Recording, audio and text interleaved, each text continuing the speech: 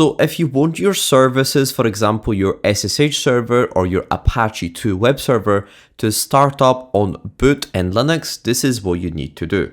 As an example, if you want an Apache 2 web server to start up on every boot of your Linux system, if you type in sudo systemctl enable Apache 2, this will actually launch the Apache 2 web server on every single time you reboot your system. Another good example is if you want an SSH server to run on boot, you just need to type in ssh.service.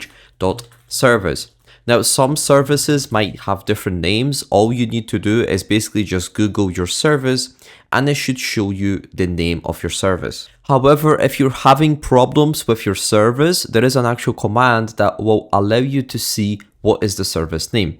So if you copy this command, so systemctl list units -- type equals service -- all, and then what I recommend doing is basically put a wall and grep Apache 2.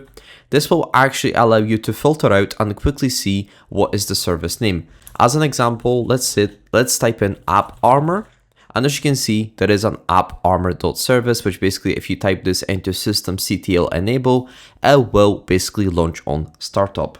Right, so as an example, if you type in sudo systemctl enable apache 2.service, as you can see, it works. Now, some services might have an alias, so if you type in an Apache 2, it still works, but just in case it doesn't work, obviously you can look up with the command I just showed you. Now, if you would like a full list of services being turned on your boot, this is what you just need to do. You just need to copy this command, and as you can see, it might take a second, and as you can see, we're having services that are being turned on. As you can see, Apache, App Armor, and some other services.